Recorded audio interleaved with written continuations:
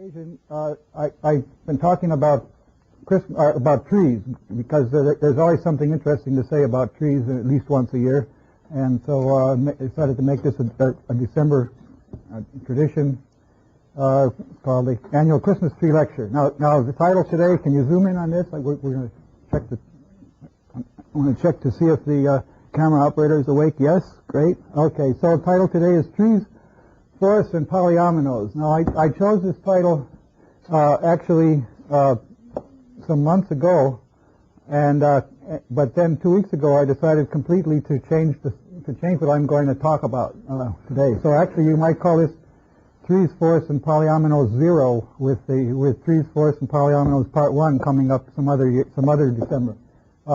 Now, how many of you know what polyominoes are? There's a few. Okay. Now, when I was a college student, everybody knew about pentominoes, which I'll show you in a minute. But nowadays, I think everybody knows about tetrominoes, because how many have ever played Tetris? Okay, here we got it. Okay, so I mean, some ominoes are always popular. In fact, here's a book about the great book on polyominoes, second edition by Saul Golam, who's a professor at USC all these years. And can we zoom in on one thing in the back here? It's kind of appropriate because we're getting toward the year 2001. Here's something from Arthur Clarke. He's saying that through Stanley Kubrick, I got hooked on 12 small pieces of plastic, which, starting as a geometrical problem understandable by any child, can rather rapidly escalate if you have the sort of mind into a way of life. It started because the first version of 2001, David Roman was going to match his wits against the computer hell, not at chess, but at a game called pentominoes. And so today what I want to talk about is, okay, pentominoes are things like this that have that are made out of 5 squares. And tetrominoes are, the case of 4 squares, and then there's n-ominoes, which have n squares. And this is interesting for many reasons, because it's a fundamental thing whenever you work with pixels, with graphics. It's because the definition of a polyomino is it's anything any set of pixels that's connected, or rook-wise connected. In other words, you can get from any one to any of the other ones. Just by moving horizontally, vertically. These wooden pentominoes, there's beautiful sets of these things that you can buy. I think this comes from Kadon Enterprises, and it makes a nice key ring too. But it's kind of addictive if you have a set of all the 12 pentominoes to see if you can put them together to make certain patterns. And I guess I mentioned that when I talked about dancing links earlier this year. Now, so there's lots of actually connections between polyominoes and trees, and that was my original idea, was talking about certain kinds of polyominoes that you can understand by understanding more about trees. But then,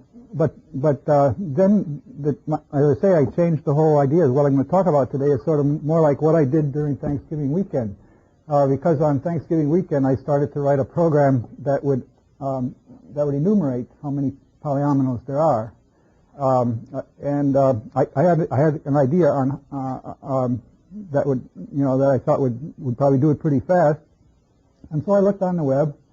And I found out that, I knew the sequence for how many there are, one omino, a monomino, there's only one, and there's 2 dominoes. Oh, well, there's 1 domino, but you can tip it. So I looked up the sequence in the Handbook of Integer Sequences. Everyone knows that way of doing mathematical research nowadays. If you're interested in something, you want to find out if anybody's ever written a paper about a certain sequence of numbers, you just type in the sequence, and it takes you to the literature, and it takes you also to the web pages. So I found this man, Oliveira de Silva in Portugal, who had pages about enumeration of polyominoes, and he had gone up to 28 last year with about 3 years of computer time on several dozen Pentiums. So it only lasted a couple of months in total, done in background job. And so he had figured out how many 28 aminos there are, and it's some huge number. So I thought my idea I might be able to go further, and then I spent the next 2 days writing the program and the next 3 days debugging it, and a week ago today I ran it in the final glorious run, and lo and behold, I found the exact number of 30 aminos. And so I figured, oh great, I got a world record. He had only gone up to 28. I got 29 and 30. And that's where my method broke. I'll tell you more about that method in a minute. But that was a week ago today. Now, is Andrew Conway here? Yeah.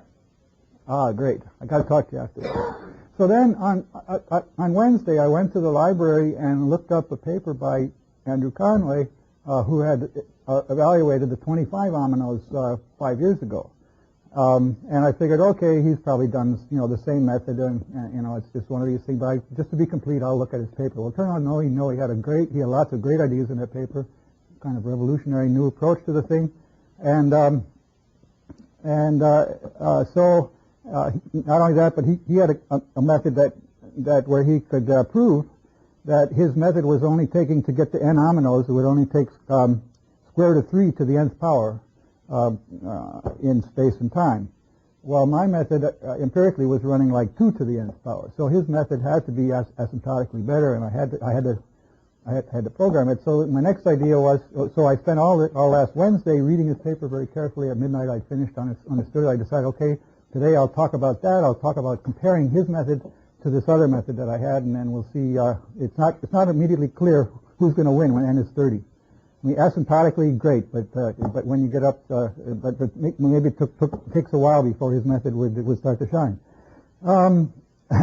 So that was last Wednesday. Last Thursday, I got a note from the guy who has the web page in Portugal, and he said, "Oh, Don, did you know that earlier this year, people in Australia had evaluated up to n equals 46?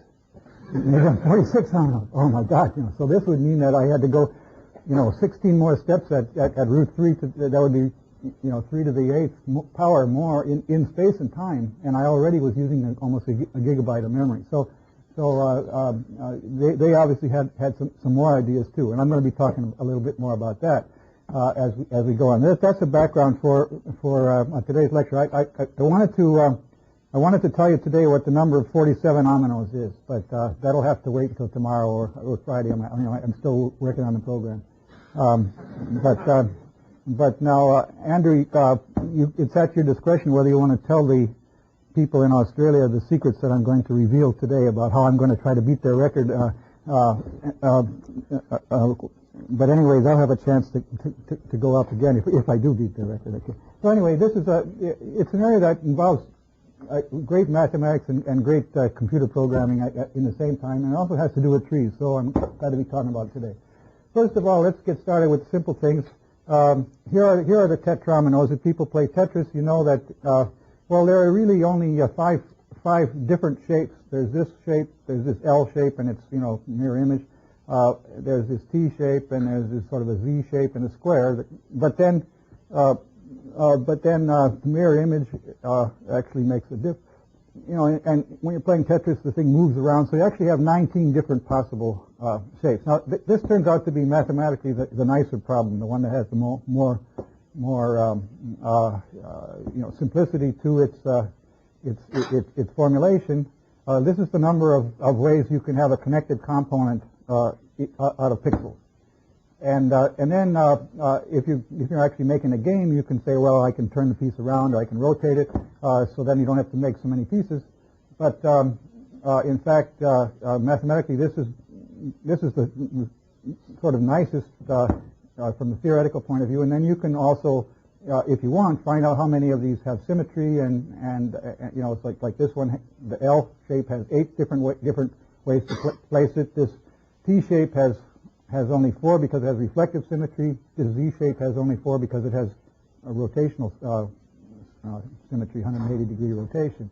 And this one has all 8 possible symmetries, so there's only one way to put this guy. So you can easily count how many have symmetries, because if the symmetry like reflection, you only have to go up to half n, and then the other half are determined. So it's much faster to enumerate the symmetrical cases. So anyway, this is some of the background with tetrominoes. There's 19 of these. When you go to pentominoes, there are 63 ways to do it. One of them has all the possible symmetries, and this one, this one has 4 symmetries because there's 2 ways, and then all of these things. These are the ways to put the 12 pentominoes, but in their various rotations. And if you're placing them down, you really have to deal with these 63 possible shapes. Okay, so now let's see. I got to get my stuff here. So now, one way to enumerate them for small n that's plenty good is just to imagine that you you take your favorite algorithm for determining a connected component, which is probably depth first search. So if you have a graph and you want to find the connected component, incidentally, there are people standing in the back that makes me a little nervous. There's a couple of empty seats in the front row. Why don't you come up here and make yourself comfortable? And you want to find the connected component of a graph. You start at some vertex of the graph, and then you say, does it have any neighbors? Okay, then I'll look at the neighbors, and then we got 3 over here. So we look at the neighbors, and then they might have neighbors that we haven't explored yet, and so you keep on systematically. If you're at a place, you probe a cell that you don't know if it's present or not, and you move to it if it isn't present. So you can formalize this in various ways: breadth first search, depth first search, but it involves every once in a while the program will ask, is this cell occupied or not? And if it'll look at one of the neighbors going to the left, right, up or down, and it'll get an answer, yes or no. Yes, it's occupied. No, it's not. And then it'll continue on. So if you just go through this program and then you imagine that there's an oracle that gives answers yes or no, then you can systematically run through all possible sequences that this program will ever take, and you stop whenever you got to the end cells. You'll that's one way to get to. Actually, the oracle is going to have to. You stop if you get to n+1, because then you know you've gone too far.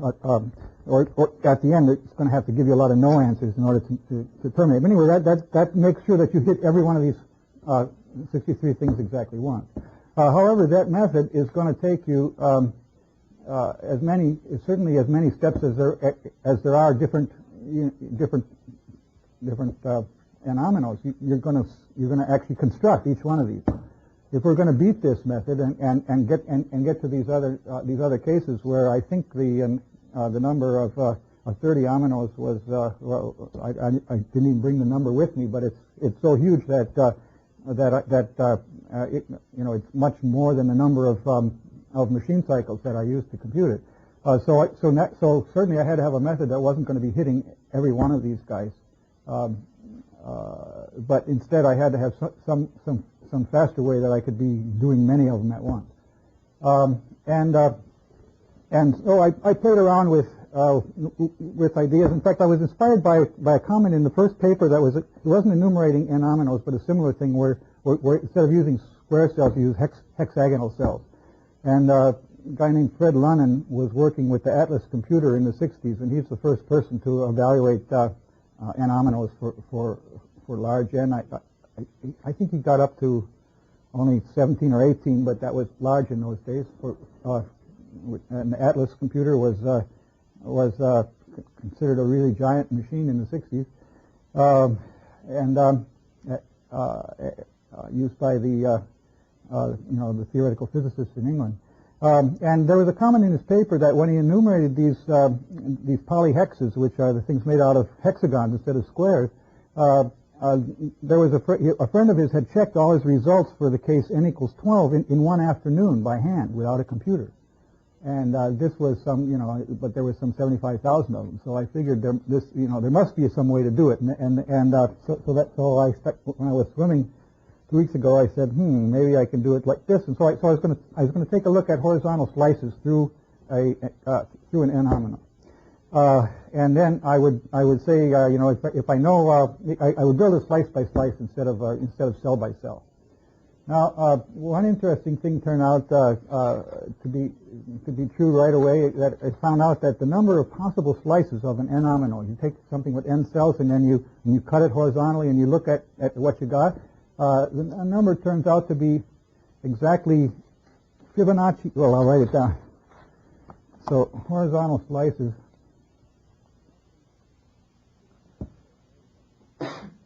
of an n-omino. It turned out to be exactly fn plus 1 minus n plus 4 when n is greater than or equal to 3. This is a Fibonacci number.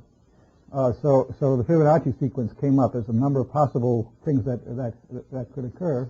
This includes the empty slice if you're cutting it way above or below the thing. And so, for example, pentominoes, there are 7 possible slices that you get out of these pentominoes. Now, then I asked myself, well, what about if I put one slice next to another slice? What can you possibly get there? And let's suppose I actually want it to be connected. So what about 2 by n, 2 by k n-ominoes, the ones that fit in 2 lines? So this would be, for example, well, this guy would qualify. Not these. Here's one that fits in 2 lines. So how many of these? Well, this turned out to be let's see, where's my formula?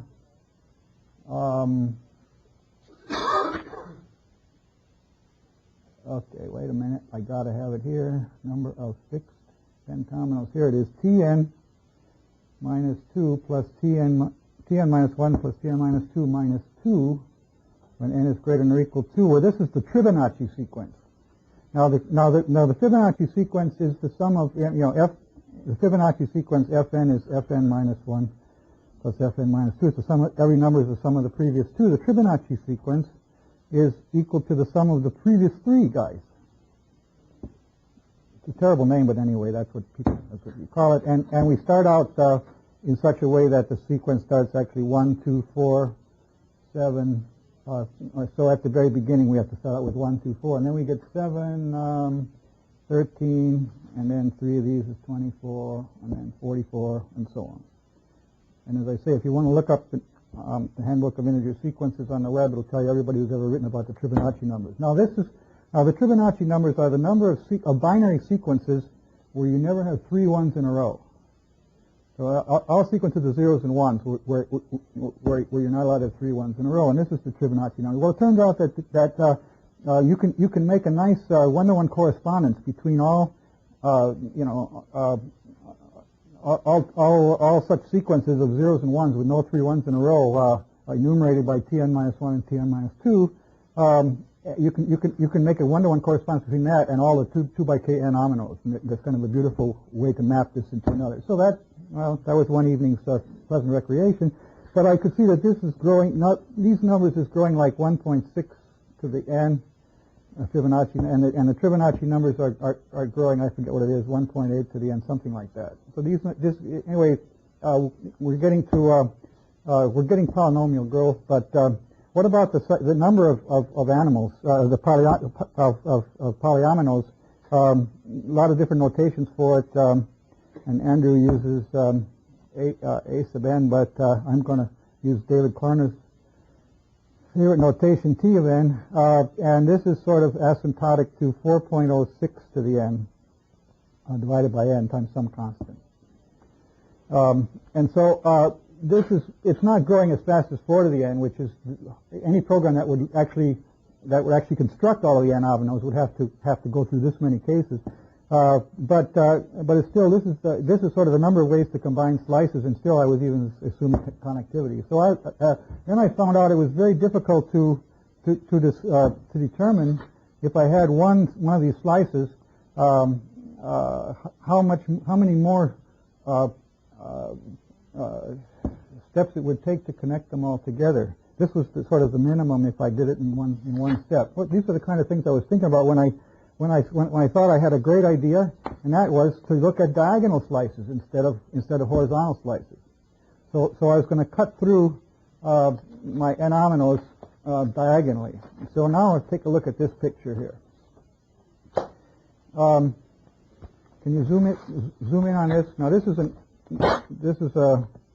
I don't know, a 70 omino or something. It's rather, and it's pretty large here, but it shows the ideas that I had to be thinking about, and I'm showing here a diagonal cuts through it, and I'm going to show, and the method that I programmed first, where I had this world record that I thought was so great, was to go through and construct it diagonal slice by diagonal slice, and then keep track of what diagonal slices can follow other diagonal slices and still be connected. For example, after this one, I would have the next slice would have to have at least one guy connecting to this cell, because otherwise this guy would be isolated. And below this part of the diagram, this picture has to connect itself up somehow.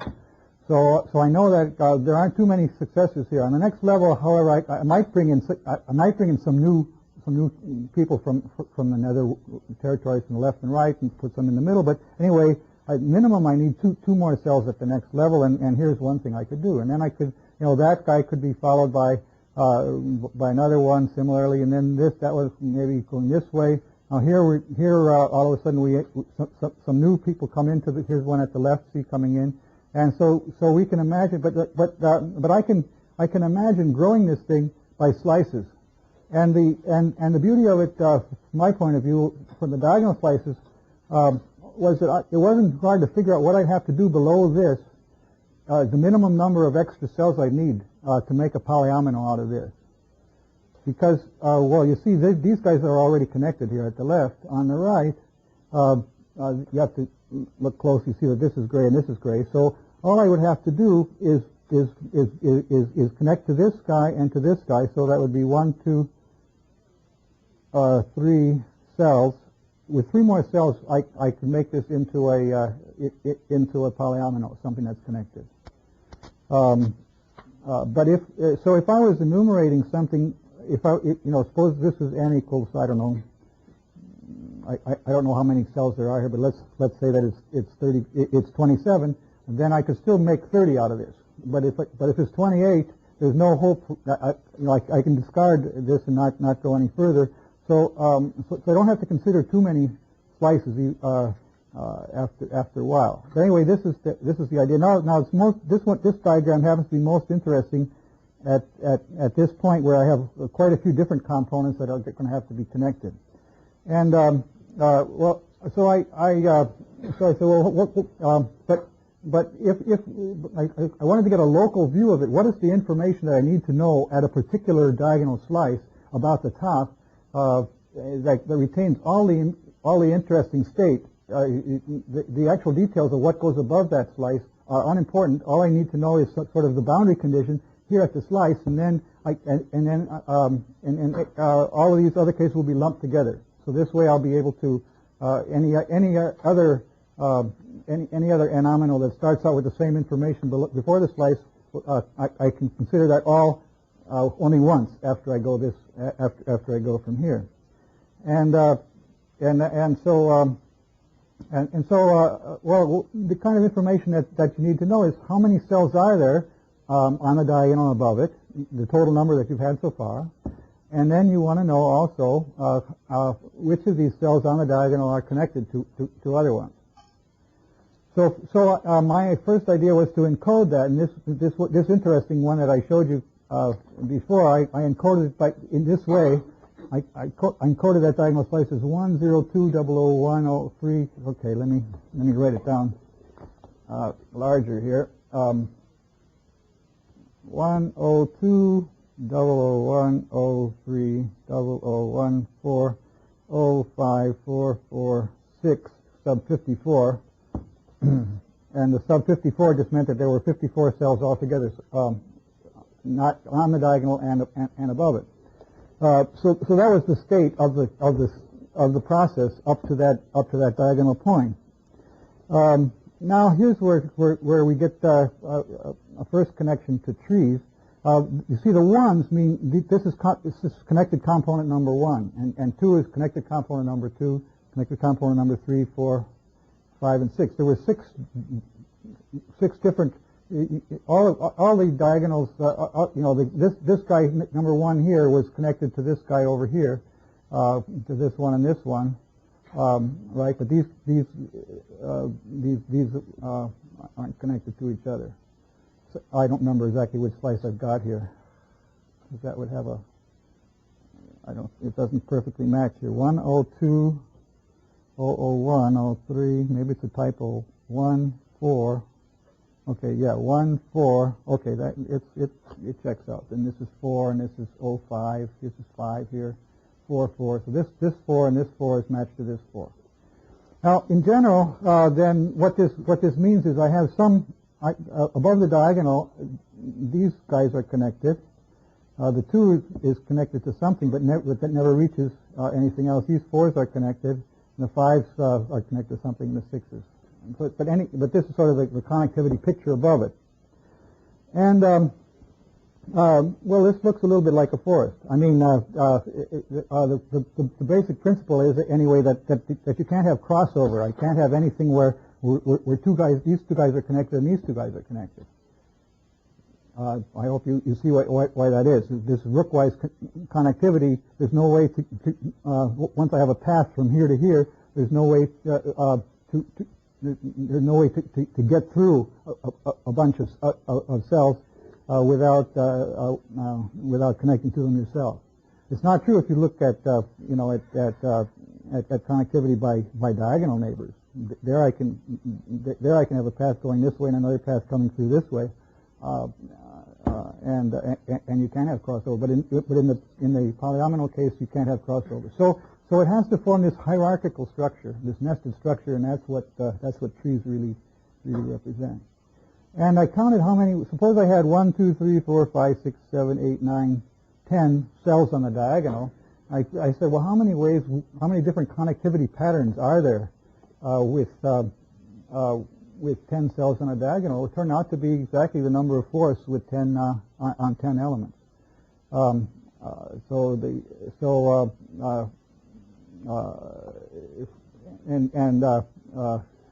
I can show you that heuristically. In order to have a forest, remember what a forest is. A forest is a bunch of trees, and then a tree is a root plus a bunch of children, and the children form a forest. So forests and trees are kind of the same thing. A tree is a forest with a root, and a forest is a tree without a root, or a bunch of trees. So now, in order to convert this into a forest, I have to decide who's going to be the root. Let's call this A, B, C, D, E, F, G, H, I, J, for example. And so I have to decide who's going to be the root, and in this case, I'll make the choice. The left guy will always be the root. So A will be the root, but then the other people in its component will be the children of A, C, and E. And then in between A and C, I'll do the same pattern, but I'll lump this and call these the children of C. So B will be a child of C, and D will be a child of E. And if there had been several other guys below that, I need a more complicated example. So suppose I have something like this, and then I have in here another couple of trees. It's getting too complicated. So this will be good enough. I'll make this A, B, and then I'll have a C, D in here, and an E, F, G, H, I. Give you the idea. Then A would be the root, and then H and I would be its children. H, however, has 3 kids, one for this tree here, which has root B and its descendant E. Then the C and D are considered children of E. You with me? The F is also another child of H, and the G is a child of. So there's a mapping between all these kind of patterns and forests, where I have this part here would also be would also go in there. F, and then G would, H and I would be children of F, and then G would hook onto H. So and J is another one. So that would be this represents a forest of 3 trees. So easy way to go from between forests and these patterns. It looks easy, but in fact it's something that I hadn't really seen before, because it's a funny thing. If you study the way to traverse a tree, there's the 2 main orders are called pre-order and post-order. In pre-order, you start with the root, and then you look at the children in pre-order, and in post-order you start with the children first, and then you do the root last. Well, in this case, you're mixing the two. On even levels, you do the pre-order, and on odd levels, you do the post-order. So, in other words, first I start out with pre-order, and I have A. Then in the child, I use post-order, and I get B. And then I do C. So if you actually read this in this funny order where you switch from post-order to pre-order, and at the same time you get A, B, C, D, E, F, G, H, I, and J. It's a funny concept. I don't know if it has any use. Probably not. But there it is. So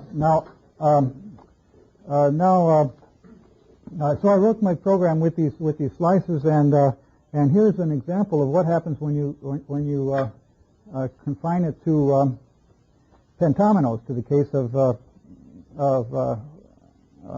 n equals 5. Can we zoom in on this a little bit? You notice I got the people here from the computer science department will notice that I had some stationery left over when I came back from our faculty retreat. So here what you have is you can start out at your first slice. You either have a single cell on the diagonal, which I call 1 sub 1, or I have 2 cells next to each other, 1, 2 sub 2. On the first diagonal, everything is disconnected, because the thing about a diagonal is the different cells on the diagonal can never be connected to each other. In the other case is 1, 0, 2, and there's also a 1, 2, 3, where I have 3 cells in a row. But if I do anything else, it would be too hard to connect up and still have only 5 cells left. I'm trying to count pentominoes. So if I was trying to only count pentominoes, I would only have 4 possible starting configurations. Anything else, it's pretty easy to figure out. You're just looking at something how to connect it up. For example, here, in order to connect up this part to this part, I'm going to need a cell here, and I'm going to need a cell here between the 4 and the 6.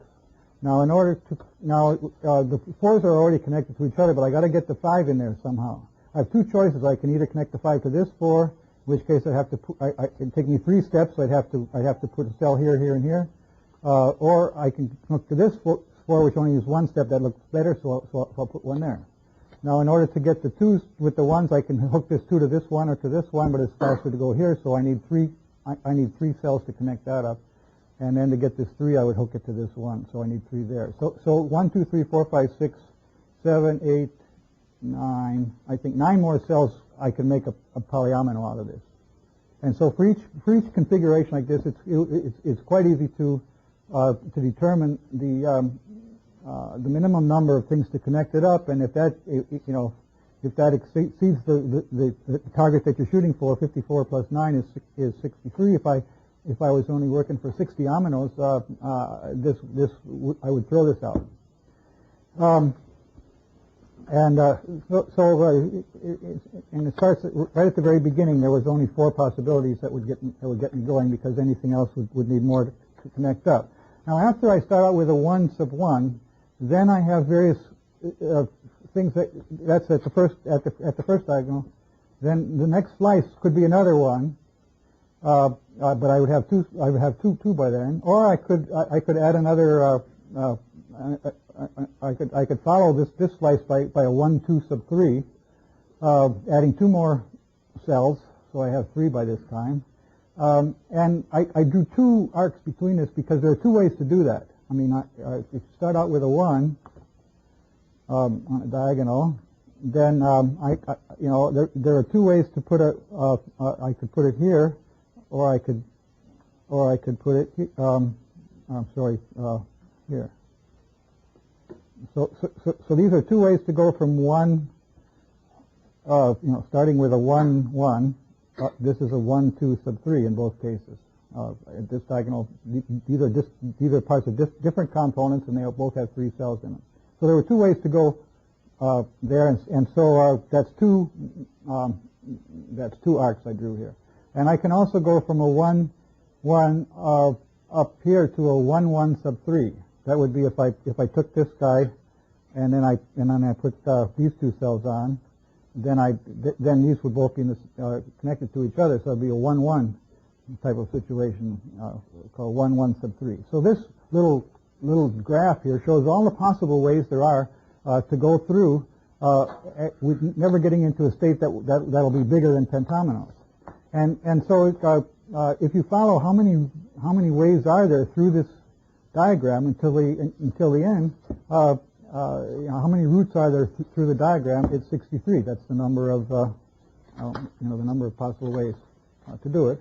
And this diagram has only 16 vertices in it. So my hope is that you know, I'm constructing this for the case of n equals 30, counting 30 aminoes. In fact, that's what I did, and I get a huge directed graph. And one of the main paths through is going to be 1, 1, 1, 2, 1, 3, 1, 4, and there's going to be 2 to the n ways just through that path alone. 30 aminos that sort of just are sort of snaky, going either left or right along kind of a diagonal. So the number of paths through this diagram is the thing, and of course it's really easy to calculate the number of paths through a diagram. You start out, and I put a number. These are little red numbers I put underneath. I put the little red number 1 down here because you know there's one way to get to there, one way to get to here, one way to get to here. Now, if I want to say how many ways do I get to 1 sub 3, well, it can come from here, or it can come 2 ways from there. So I take this number plus twice this number, and I get 5. And there's 15 ways to get here because I had twice 5 plus 2 from there, and 3 times 1 from this guy, and so you know I got 15, and so 49 of these pentominoes came out in this node with a singleton on the bottom. 12 of them came out with 2 and 1 each there. So meanwhile, I'm also enumerating not only the pentominoes but also the tetraominoes, because if I look at the things that were connected, but had in this row where everything has 4 cells, it's the case where you have all 1s in there, so it'd be the 1, 4 and the 1, 1, 4 are the 2 possibilities for tetraominoes. So you add 15 and 4 and you get 19. Is the number of tetraominoes. So this little graph gives you all the number of n aminos for n equals 1, 2, 3, 4, and 5, and you just go through, march through from left to right, adding and multiplying. And the total amount of work is the number of arcs in the graph. And I count a triple arc. I guess I only count once because I just have to multiply by 3. I don't have to actually add 3 times. So that was the method that I programmed, and it got most interesting in the computer aspect of it, as far as how big the graph got. I had no idea how many vertices I was going to get as n gets larger and larger, but the exact size of the graph when n is 30 turned out to be, well, what would you guess? How many vertices do you think? I got 16 vertices here for 5. What do you think if you get up to 30? How many states? Does anybody have a feeling for it? Well, that's okay. I just asked that because I'm stalling. But but I do have the number here, and it turned out that there were 3 million and small change vertices when n is 30.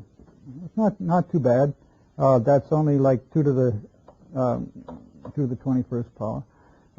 And then but when I'm saying 3 million, I'm counting some vertices the same, like 1, 1, 1, 2, 1, 3, 1, 4, 1, 5. I count that as only one type of vertex because the calculations that I had to make was from any particular pattern, like 1, 2, or 1, 2, 3, or 1, 1, or 1, 0, 2, or any pattern like that. I had to figure out what patterns could follow it, and that calculation is the same for no matter where you are in the graph. The calculation as to what can follow a singleton is the same at this level as at this level, except that this level has fewer arcs coming out because of the cutoffs. Some of the things that this guy could go to aren't going to make pentominoes anymore. So as I go to the right, some of the things coming out disappear. But the first time a pattern arises in the graph, I can calculate all of the things that are going to come out of it, and then I can retire arcs for things that are going to be. So I can figure out the lifetime of each of these patterns. So for example, the 1, 2 it starts here at second round and has a lifetime 1, 2, 2, 1, 2, 3, 1, 2 sub 4. Has a lifetime from 2 to 3 to 4. And so every pattern that I got, in this case, as I say, there were 3 million patterns. For each pattern, it would have a lifetime. It would be born at a certain subscript, and then it would live and it would lose arcs until it gets to a point where finally it loses all its arcs, and it dies. And so I call these clones of the same vertex. So this 1, 2 sub 2, 1, 2 sub 3, 1, 2 sub 4, they're all clones of the vertex 1, 2. There are 3 million vertices and 8.5 million clones. So most of the vertices only lived for one cycle, and on the average they lived almost 3. A vertex would be born and have an average lifetime of 3 places in this graph, and then because there were 8.5 million clones and 3 million distinct vertices. But the number of arcs, not counting multiplicity, number of arcs was 714 million.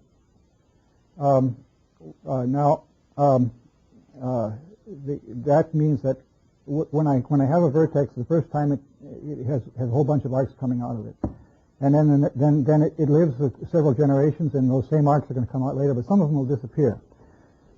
But this is a kind of an interesting directed graph. It's similar to what I think Edith Cohen in her PhD thesis 10-15 years ago talked about periodic graphs, where the graph is sort of the structure of the graph locally is the same at every level, but then ties out to other levels. And I had this problem of trying to go through a periodic graph with vertices, however, being born and dying, and it had 714 million arcs in it. Now, in my data structure to evaluate this, let's see, how are we doing on time? I haven't. Okay. Yeah, good. In my data structure, I needed for every vertex I had. Let me see. Where are the type depths here? By the way, this is I always write in CWeb, and these are my computer programs that are on the web. If you want to look for details of this, you can just download the programs and see exactly what this was. I did arithmetic here. So here, a vertex is 20 bytes per vertex, 8 bytes per arc, and 8 bytes per clone, 8 more bytes per clone. So I had, as I said, 3 million vertices, so that was 60 megabytes to store my vertex data structures. And then for the clones, that was 8 million clones. They formed well, I remember where those appear with this. So that's 8.5 million of those. So that's another 70 megabytes or so for the clones. And then 8 bytes per arc. Well, now 700 million arcs. We're sitting here with 50 gigabytes? No. Yeah. 5 gigabytes of memory for the arcs. Now, the program could very easily go into thrashing and swapping. You're running out of swap space if you get that big. And also, in order to just send the data to the computer, I was sending each arc, and so it had to be in a file. And I was able to compress the information for each arc into 4 bytes in my file, but still my file was almost 3 gigabytes of data that I had to reduce.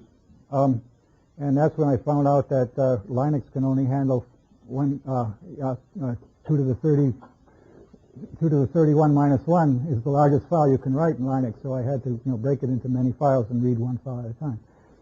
It's obvious why that is, because well, maybe they could have gotten twice as many, but they don't. So so the length of a file can never exceed something where my files were bigger than. You see, there's a recycling strategy. That is that when a vertex is born, it might have lots of arcs coming out of it, but then as it gets older, it loses these arcs. And so I can retire the arcs. As soon as the vertex dies, I don't need its arcs anymore, and so I can reclaim the memory. And so it turned out I only needed 88 million working space for arcs out of the 700 and some million. And that meant that my total job needed, I think it was 750 roughly megabytes, and that fit in very nicely into the computer that the database guys have here on the 4th floor. So although my home computer doesn't have that much memory at the moment, I'm hoping for Christmas maybe I'll get a lot more.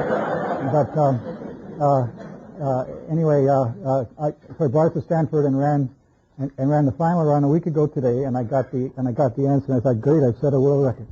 So I wrote to Portugal and I told you, I said, okay, well now the first thing I learned on Wednesday when I started looking at Andrew's paper is, first of all, it wouldn't have helped my method very much, but he had a better way of coding these connected components than I did.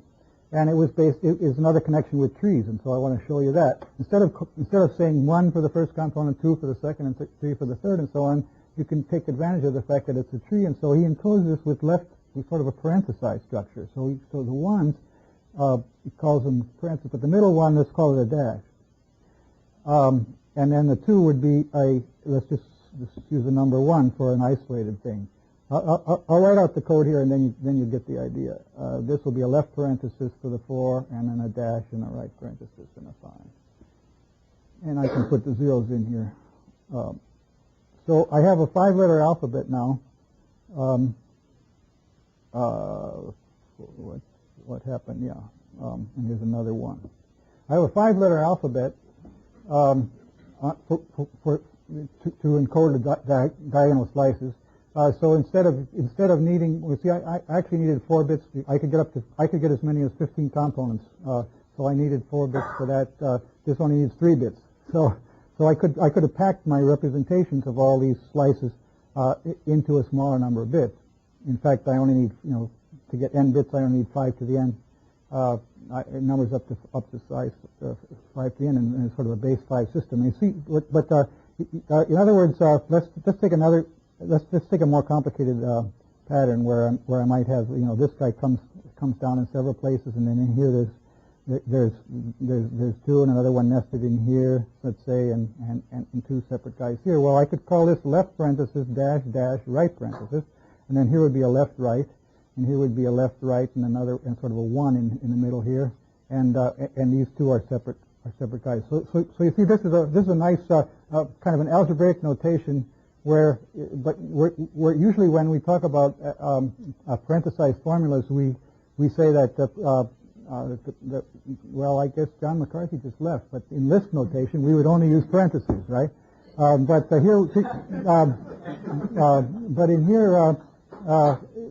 in here, actually, I've only got one thing is sort of serving as a combination, sort of as a comma. To say these things are, I could have maybe put this call this a comma as well instead of a dash. Not a bad idea. Anyway, this sort of, but this is the same as this, as far as their level in the hierarchy. These guys are connected to each other, and a sequence of 5 things in a row that are all connected would be like that. Well, I should have known that, but now I rejected working with horizontal slices because I found it very difficult to compute the minimum number of things to connect up a horizontal slice. If you're below a horizontal slice, so here are, for example, these cells are. You might have something horizontal that looks like this, and maybe these guys are connected to each other, and these guys are connected to each other, say, and so on. Now, in order to connect this up below it, on the diagonal slices, all of my connecting could be done between the cells. But if you're working with horizontal slices, you have to like connect this guy to this guy. I would have to put a cell here, here, here, and here. So I need 4 cells, and then to connect this guy to this guy, also 4 cells. But here this guy is doing double duty, and there's overlapping between cells. So I noticed that to find the best way to connect up a horizontal slice, it turned out it was very tricky because you couldn't simply take the best way to connect up a subslice and then assume that and then treat this as a unit in the environment because you had to know more about the details. So sometimes you get the optimum for the entire configuration by using a non-optimum thing in a subconfiguration because of this double duty effect that you would have at the end. And so that's why I like diagonal slices better than horizontal slices. But that was my big mistake because I didn't realize that with horizontal slices there are many fewer possible patterns with horizontal slices. For example, in the diagonal slice, I could have cells like this that are all disconnected. So in a diagonal slice, I could have these were either all disconnected or these first 2 could be connected and the second 2 connected or something. There was the number of possible forests on 4 cells. All of those diagonal slices could occur in my pattern. But in the horizontal slice, if you have 4 things in a row, they all have to be connected together. And every time you go from one component to another, you've got to have a 0 in between. And that 0 is taking up precious space, is filling up precious space. So it's drastically, every time I have something with a large number of components, that means also I got a large number of zeros in it, and so the total number of possible slices that have that property is small. So I was dealing with my diagonal method, although I could do the calculations. Unfortunately, it didn't mean that I was actually winning. As far as the total size of the graph is concerned. So his graph is growing at a slower rate than my graph. Another thing about his method, another thing about his method is that he didn't go slice by slice, but he went cell by cell in the following way. Let's suppose that we've got a certain pattern. Say this. I have some pattern here. Maybe this is connected to this, and these things are independent. Now I'm going to try to fill in the next row. Well, he fills in the next row 1 cell at a time. So maybe so you decide you have only 2 choices whether to put a cell here or not. So maybe I do put a cell here. Now here put a cell here or not? Well, say not. Put a cell here or not? Say yes. But you can make these steps one at a time, and and then it's fairly easy to update your data structure. So you have some huge number n of possible slices here, but each n has only two outcomes. So, you know, the width of this is like n over 2. This is I'm trying to find little n nominals, and so I have to make n over 2 binary choices. But in my case, I was dealing with a huge number of slices followed by a huge number of slices. So I was sort of saying every slice n is followed by n others, and so I was considering sort of n squared operations, while he's doing sort of like capital N times little n operations to get from one to the next. On the other hand, it's not clear that he's winning, because when I'm going from one slice to another, I'm actually jumping not from this row to the next row, but I sometimes, you know, I can jump from one row to several steps ahead of the time. So I'm not, you know, it's not clear about the trade-off. But anyway, his method was quite different from mine, although it did have the same idea of at some points in the process, you have all of the n ominoes that have a certain boundary pattern at the bottom, and that's the state of your process. Those were the main things about Andrew's method. Now I want to mention one other thing quickly that still might be interesting about my method from a theoretical point of view. And, so, namely, for each pattern, forget about the clones now. Let's suppose that I was doing infinite ominoes, and I was going to look at the infinite set of all directed graphs that can occur, you know, for as many as possible. So I want to get the generating function for polyominoes, z plus 2z squared, 5z cubed. Sorry, this is these are polyominoes that have a single that start out with pattern 1.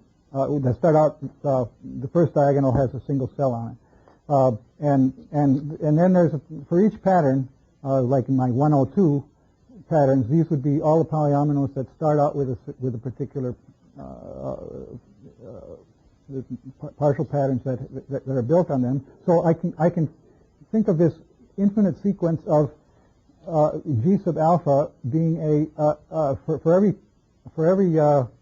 slice pattern, every diagonal slice pattern alpha, I can get a complex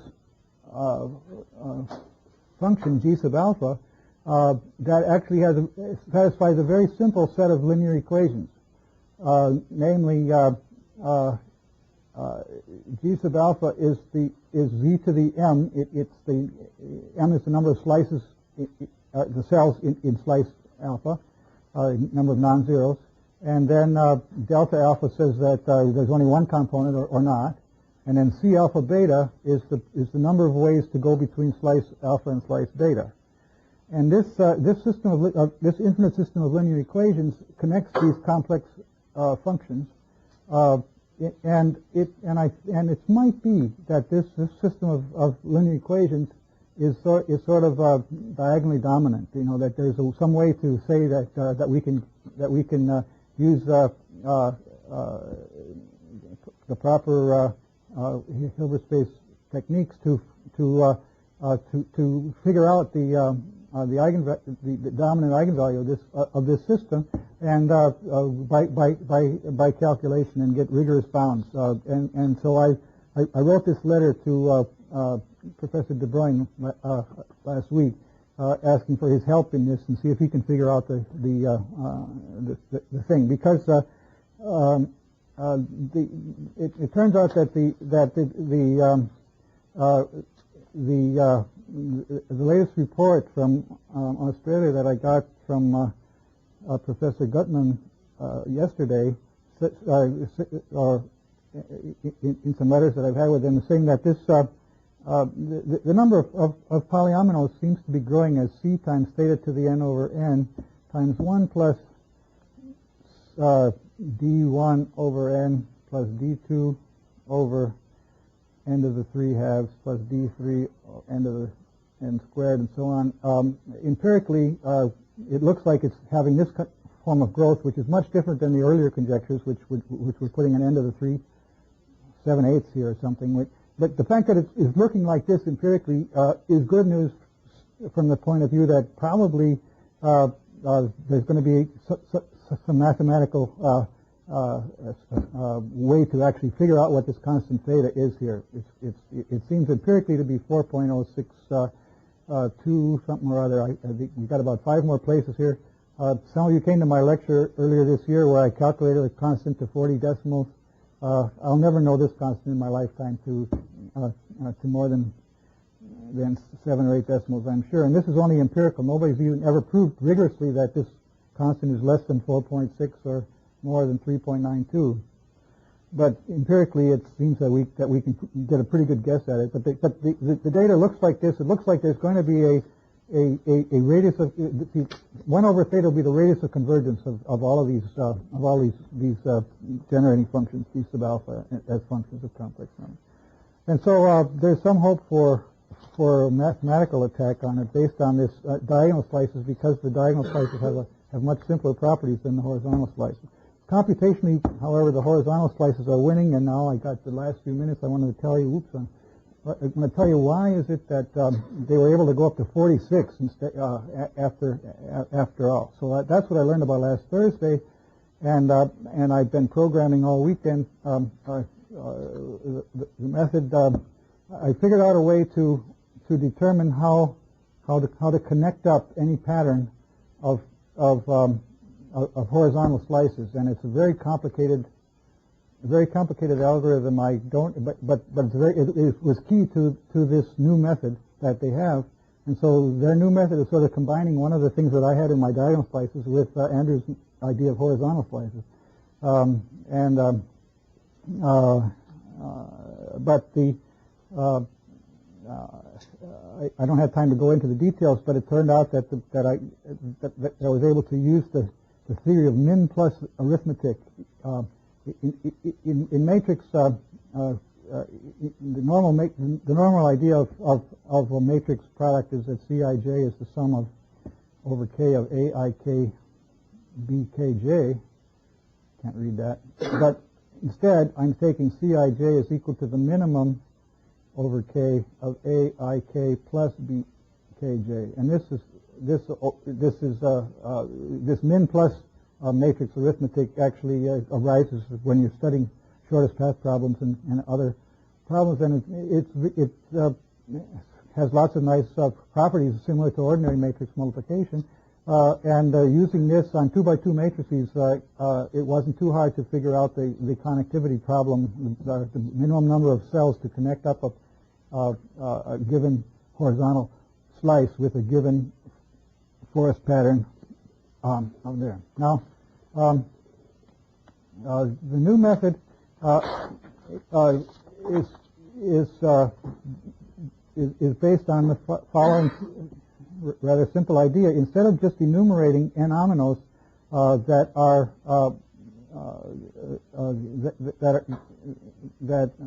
you can sort of figure out that the maximum width you need is n over 2 here, and then Andrew's method would go through and figure out all n-ominoes by coming down slice by slice in this horizontal way. Instead, they will actually say that they'll take a certain bounding rectangle, a certain height and a certain width, and they insist that the n-omino span this rectangle means that it has to occupy some cells on all 4 boundaries, so that H and W are the minimum height and width that will contain the n-omino. And so you figure out that there aren't too many values of H and W that you need to get all n-ominoes, because the skinny ones are the ones that are skinny in the vertical direction are the same as the ones in the horizontal direction. So you don't need too many H and W. And if you do that, then you use Andrew's scheme, but you cut off as soon as you get to a slice that's not going to be able to fit. It's not going to fill all the way to the bottom, or it's going to take too many it's going to take too many cells to fill. And so this drastically limits the number of possible states, slices that you have to consider, and that means that again we can get it down, even though we're going up to n equals 46 instead of n equals 30. We're still in the 1 gigabyte memory range. One more thing that Andrew had in his program that I should have known, and I'm kicking myself for not knowing about it. I needed 8 bytes for every in my for all of my data here. I needed for all of my clones I needed 8 bytes because I was keeping a 64-bit counter of the counts. Go through. I have to count for each vertex. I have to count how many paths there were to get to that vertex, and these numbers are getting huge. So I needed 64-bit for this, and so I had these 8.5 million counters. But Andrew pointed out you don't need to do that. You can just do it like with 1 byte counters, and then run the program several times, but you calculate modulo different primes, and then you can reconstruct the answers afterward, right? So now that was in my book, but I didn't, but I always thought that was only for parallel computers. I always thought, okay, you have all these different parallel computers, and one of them is doing it mod P1, one's doing it mod P2, and so on. Then we get. But here I only have one computer, so I flushed that idea out of my head that I got plenty of time to do this. It took me 13 hours to generate the data, but once I got the data, I could run it through in half an hour to figure out all the counts. So I had a chance to I could go through 10 times these counts with different times and then reconstruct the answers afterwards and save a lot of memory that way. So that saves a lot. In fact, with 1 byte, only with 8 bytes, you can actually calculate numbers up to 10 to the 109th. You can first mod 2 to the 8th, then mod 3 to the 5th, and then mod 5. You can get enough relatively prime cases so that it turns out that even doing on an 8-bit computer, you can do it actually 16 bits. Of course, you would save a factor too. It depends on how much memory you have. So now, if you're interested in this, watch my website the next few days and see if I get my program working. I hope I get the same answers that they did in Australia. Otherwise, it'll be really interesting. We'll have to figure out if their algorithm for this bounding process is correct or mine is with my min plus arithmetic or what. And I have a few more tricks up my sleeve where I think I can save a factor of 4 in the method that they use. So I might be able to get up to 47. And certainly, they wrote in Fortran, and I'm writing in C-Web, so I have to be way ahead there. Now, okay. I guess I've run over a bit though. So, any questions? Yeah. You can access more than 4 gigabytes in minutes. Please use L664. What? L? L664. L64? Right. Okay. It takes a long in. I see. I see. To do a seek in a file, but but it doesn't show up by LS. Just listing a file. I mean, one L664, just one L6. I see, and then it will. Okay. Thank you. Okay. Yes. I'm just wondering, is there a similar problem in 3D? Yes. In fact,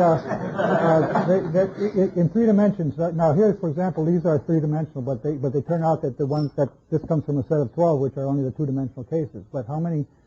I forget the exact number of ways to put 5 cubes together. Some of them go outside a plane. In fact, now this constant 4.02, 4.06, so on, this theta here. I decided that in volume 4, I'm going to call this Klarner's constant. After David Klarner, who was the first to prove that it exists. that there is a that grows that the nth root of T sub n approaches a constant, and David Klarner proved in the 60s that this constant exists, and he spent much of his lifetime analyzing this and getting the best bounds on the constant, and he died a couple of years ago. He was a professor at Stanford in the early 70s for a few years, and this was a thing of very great interest to him. And I just checked with the physicists in Australia, and they agree with me that we should call it Klarner's constant henceforth. And theta was his notation for it too. So now the physicists are going to adopt this. I'm glad to say. Well, anyway, the reason I'm saying this is because Klarner's father, Klarner got this idea from his father, who was fascinated by these cubes. And there was a big controversy as to how many, I think it was ways are there to put 6 cubes together. And people had said there were 1,024, 2 to the 10th. And it sounded like such a great number. But Klarner's father built a set of them and had 1,023. And they had a good, they had a very good woodworking shop in their house. And David's father was right. So anyway, the three-dimensional problem is also very, very close to David's heart, and so on. Now these methods though are a lot slower because we can't slice the three-dimensional ways. We have a lot more space to keep track of. So the three-dimensional case looks hard. On the other hand, the n-dimensional case, n-ominoes in n space, is trivial. It's exactly the same number as trees, 3 trees, in the graph theoretical sense of So it turns out that there's, it's pretty easy to map every possible graph that has no cycles into an n-dimensional n-omino or n-1 dimensional n-omino. So reminds me of another thing that is that some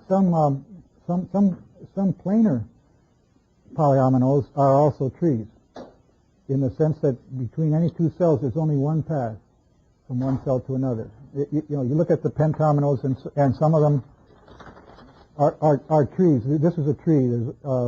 While the P pentomino is not a tree, because to get from here to here you can go either this way or this way. So you can the nice thing about Andrew's method and this new method that I got from his successors in Australia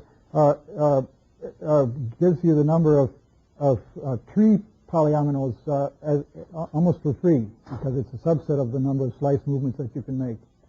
So the same graph. I could do this with my diagonal slices too. I could just cut out a few of the arcs here where I'm making a cycle, and I have the trees, the tree case. So yeah, the n-dimensional case is quite interesting, but 3 dimensions looks real hard.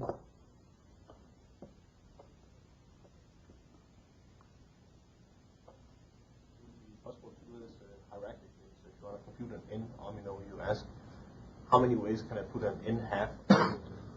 Yeah, I'm glad you asked that. The question is, what about building it larger? So on Thursday morning, I had I have to say that when I saw the web page and looked at it Thursday morning, and I found out that they had numbers that went up to 46, and I checked the case of 29 and 30, and I had the same answers as they did. I think it was the greatest surprise I ever had in my whole life. Never was I so shocked to realize to know that somebody had been able to go that much farther. And so as I'm swimming that morning, I'm thinking, how did they possibly do it? This happens. Somebody solves a problem that you didn't know the solution in, but all you know is that the existence of the solution. They have a way to do it. How do they do it?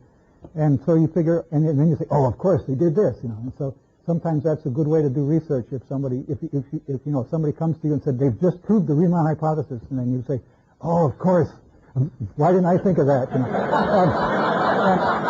And so as I'm going to swim on Thursday morning, and just knowing that the existence of the results, I'm saying, oh, of course, they took n over 2. They took 23 ominoes and put them together and made 46 ominoes out of them. But by the time I was finished with the swim, I realized that doesn't work, because the because still the amount of data was still growing up to size 23. Well, to get to 23 aminos, I only had to go up to size 23/2. So I was mystified, and I went to the library. I thought I would find out I would find out they announced it in the Journal of Physics earlier this year, and I looked at the article, and it said, and it just had a reference, and the method we used was Journal of Statistical Physics to appear, and it hadn't appeared yet. But then I found it on the archive server at Los Alamos. I found a preprint of the paper which told me their method in that, and their method of going by height and width was the clincher. So this means that when you're doing 46 case, you have to consider a 23 by 23. But there are very few 23 by 23s that will work. Because in order to get all the way to either side, it takes 45 guys in there. So there are very few 46 aminos that'll fit into 23 by 23, and you don't need a 23 by 24 or 20. But this 23 by 24 you also need. The fundamental problem was, as far as I know, is you can't stick two of them together without a lot of without keeping a lot of structure as to which things you occupy and which you aren't. But if you do this width height, then you can weed out all kinds of unproductive cases as you're going, and so you solve it as separate things for all relevant W and A. And this is the key that brought it way down. The method, Andrew's method, was square root of 3 to the n, and their method is looking like 2.01 to the n or something like that empirically. Sorry, n over 2. So 1.4 to the n. This is 1.73. That's the trick that seems to have worked. Now one of my tricks that I'm going to use, that I hope to, since this means that I should be able to go 2 more steps if I consider the factor of 2 with the same memory. And I know that their computer had only 1 gigabyte of memory. They've got a 8 gigabyte memory machine on order, but they don't have it yet. So I'm still working on equal footing with them. And so one of my ideas is, in this box, I'm going to insist that I'm going to save a factor of 2 by insisting that it sort of be heavier to the right. There's symmetry between left and right. So if I get to a configuration where there's more cells on the left, I can flip it over. So I can save a factor of 2 there. Now there's another symmetry between top and bottom. I could insist that there's more than half of them occur in the top half of this diagram.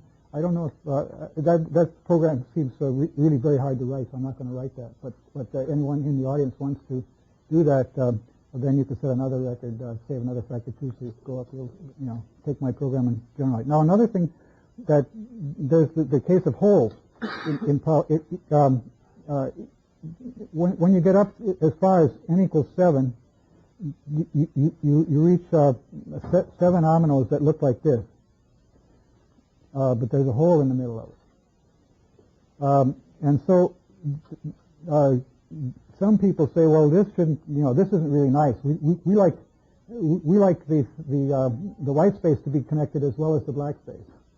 And so this is called a holy pentamino, and then there's the unholy case, which Golomb calls them profane. Anyway, the case, the polyominoes without holes. Now you could actually take my program, and I'm not going to have time to do this. So if any of you wants to do this after I put it up on the web next week, you can enumerate the unholy pentaminoes too by classifying the zeros, by keeping track of which of these zeros is connected to the outside and which of these zeros is connected to each other. So like this zero is connected to this one, maybe this one is going to be connected to this one, maybe these 2 guys will be connected to the outside, and this zero will be independent. But so that's part of the state, knowing how the zeros are connected, and then you just make sure that you don't lose some zeros inside. Then you could count the number of unholy pentaminoes much higher than has ever been done. I think the record so far is only n equals 24 or something like that. So that'll be an 8-bit code instead of a 5-bit code. I mean, 8-character code instead of a 5-character alphabet. And so it fits still in 3 bits, and it would be a small extension of the program that I'm going to write to actually count them. I'm not going to have time to do it. So there's lots of the growth constant looks like the same, but the program would only run about twice as long. Do you happen to have an example picture of one solution? Example picture of what? One solution. One solution. I mean, the only picture I have is this one that I made. But this is not. But there's a sort of a general question as to what does a random one look like? You know, is it sort of sparse like this, or is it, or you know, if I, you know, there's these zillions of 30 aminos, but if I look at 10 of them, are they mostly going to be bunchy or spread out? You know, that I don't know. But they have calculated the radius of gyration of these things, so you sort of know something about the center of gravity. So that it tells a little bit about it, but I still haven't got a good intuition for it. Generate random? Can I use my program to do? Generate random ones? Generate a random one. Given these counts, I can do it. I mean, you know, if I know what the numbers are, how many paths to replace, then it's easy to go backward. So in other words, I would choose with probability 49/63 to start here, and then I know which way to go back. And so you could make a uniform thing given all this data, which I had all those counters were sitting there in the computer. So I could generate a random one. Yeah. Well, yeah. Is there any convenient ways to eliminate rotations and reflections? Now, rotations and reflections actually make it easier to count, because if you have, for example, if I want to count how many polyominoes have a horizontal reflection, then every time I place down one cell, I place down another one in horizontally opposite plays, and so I could sort of enumerate the 60 aminos with a horizontal reflection in about the time that it would take me to do the 30 aminos. And so in order to figure out how many 30 aminos have horizontal reflection, it's I can do all the 15 aminos in half a second. And so that's very now from the by diagonal slices, actually I get for free the diagonal. The case of diagonal symmetrical ones. I can look at this. I can look at this diagram and tell you how many pentominoes are symmetrical about the diagonal from these numbers. But the other kind of like a 90-degree rotation and things like that, it's easier to use another method. But but the total number of distinct ones, like this 12, is equal to 1/8 times 63, which is the number I counted here, plus the number of pentominoes that have a horizontal reflection. I can't remember what this number is. Plus the number that have a vertical, plus the number that have a 90 degree this way, plus the number that have 180, plus the number that have a 270, and then there's the diagonal. So there are eight different symmetries of a square of the plane, and you enumerate the kind that have no symmetry, that have each one of these 8, and then you add that together, divide by 8. That's Burnside's lemma, and that gives you the number of distinct shapes. What I'm saying is these numbers are all much easier to calculate than the first number. Like the running time is like the square root of the running time to calculate the first number. So by calculating the first number, then to figure out the other number is another computer program, but the running time is going to be easy. It needs to be done though.